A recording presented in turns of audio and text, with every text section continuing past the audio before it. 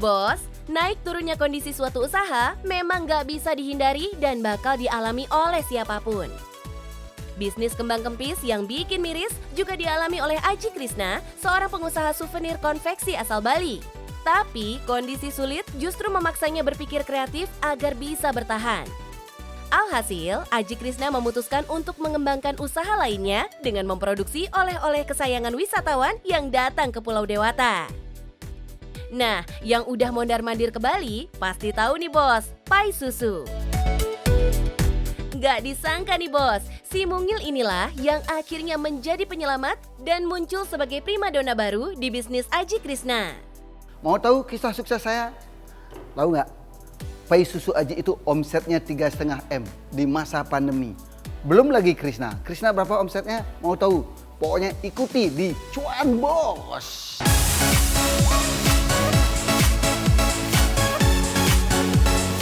Bos, pai susu sendiri adalah sebuah produk kuliner pastry yang diisi dengan kustar, telur, serta krim kental manis. Nah, kalau pai susu produknya Aji Krishna baru buka setelah pandemi mereda. Tapi cuannya udah bergelora. Bayangin, 3,5 miliar bos. Aji Krishna sukses melipat gandakan modal awalnya sebesar 300 juta rupiah yang diinvestasikan untuk memulai usaha pai susu.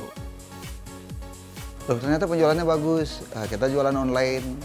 Dan pertama itu kita baru mampu produksi satu hari cuma 1.000 udah banyak bagi saya waktu itu. Nah ternyata seiring waktu 3 bulan kemudian kita kewalahan produksi. Kita buatlah expand lagi. Kita bisa membuat produksi yang kedua 3.800. Padahal ya bos, Aji Krishna sebelumnya nggak punya banyak pengalaman di dunia kuliner. Modalnya hanya mengamati dengan jeli serta keberanian untuk mencoba. Sebelum saya buat produk kue, saya survei dulu ke Jogja, Solo, Surabaya, Banyuwangi. Kita lewat darat, kita sama tim selama 14 hari. Di masa pandemi bisnis apa sih yang paling aman? Ya artinya yang tidak merumahkan karyawan, yang cash flow maksudnya aman gitu. Ternyata hasil survei saya lihat oleh-oleh terutama yang main di camilan, dia masih aman dia. Dia turun 70% income-nya, ini omsetnya, 30% kan masih aman dong.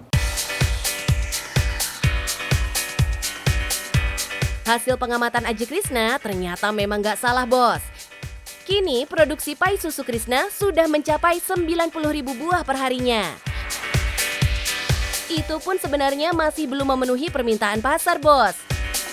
Karena permintaan di outlet seharinya bisa mencapai 11-15 ribu box atau sekitar 110 hingga 150 ribu buah pai susu perharinya. Wih.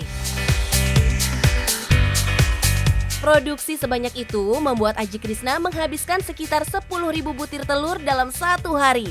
Mantap! Memang sih, dalam urusan kualitas, Aji Krishna nggak pernah mau kompromi. Baginya, tak ada opsi menurunkan kualitas demi harga murah. Jadi, kalau harga bahan baku naik, menurut Aji Krishna, mendingan naikin harga, asal bisa menghasilkan produk dengan kualitas yang terbaik. Ya, ini dia. Produk yang lagi best seller adalah pai susu Aji. Nih, lihat nih. Mau cobain nih. Mau cobain. Gimana nih rasanya nih? Rasanya enak, manis, crunchy, dan ini premium, lebih tebal dibandingkan dengan pai susu yang lain. Semua pai susu itu bagus, enak, tetapi tetap yang paling enak adalah pai susu Aji.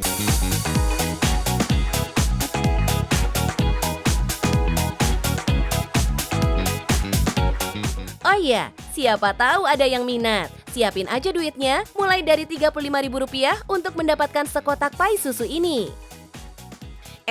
Kalau dalam sehari setidaknya bisa terjual 11.000 kotak, terus harga terendahnya Rp35.000, berarti dalam sehari cuan pai susu ini bisa mencapai Rp385 juta dong.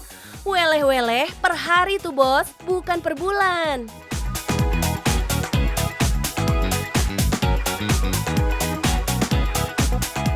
Sekarang udah berdiri 2 pabrik yang memproduksi pai susu ini secara massal.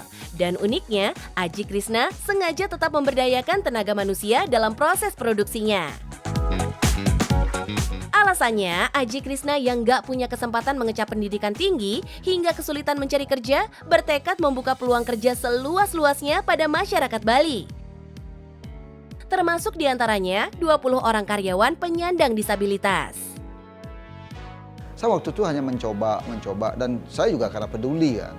Kenapa biasanya kan image kalau kita mengerjakan anak-anak disabilitas mungkin kesannya negatif gitu. Tapi setelah saya coba ternyata perbandingan 1:5.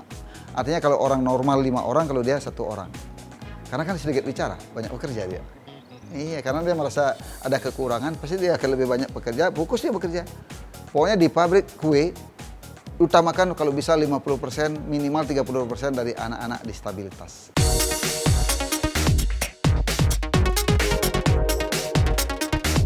Cakep banget konsepnya nih bos.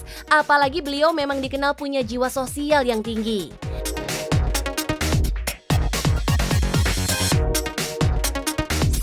Di masa pandemi yang lalu, Aji Krishna sempat menjual lebih dari 30 mobil miliknya demi membantu pengadaan sembako bagi karyawan dan warga Bali di 8 kabupaten.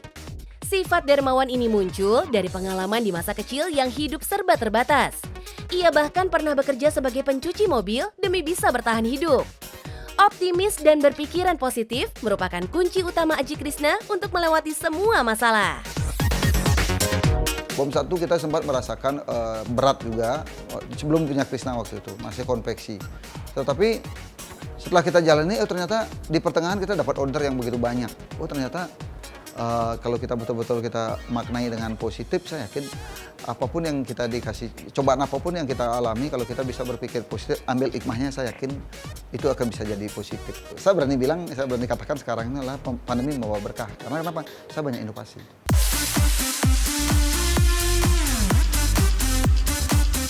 Beneran gak kaleng-kaleng nih bos. Sekarang udah ada 10 cabang toko outlet oleh-oleh di berbagai wilayah di Bali. Masing-masing mengusung tema unik yang berbeda. Cabang Bypass Bali misalnya, konsepnya mall, jadi pengunjung bisa nyaman sekali berbelanja. Sedangkan cabang Blasinga dibangun dengan konsep alam, lengkap dengan jembatan kaca yang dibangun bersama warga setempat. Penasaran gak bos, berapa nih omset penghasilan Aji Krishna dari seluruh lini bisnisnya? Kalau bicara omset itu puluhan M. Bisa 20, bisa 25 per bulan. Bikin nangis kan omsetnya? Jadi ayo bos, tetap semangat untuk bangkit ketika badai melanda. Halo bos, begitulah perjalanan pahit hidupnya dulu. Tetapi sekarang, wow, kita merasakan hidup yang begitu sukses, bahagia. Tentunya kalau mau sukses, harus kerja keras, kreatif, rajin, sabar. Pokoknya cuan bos.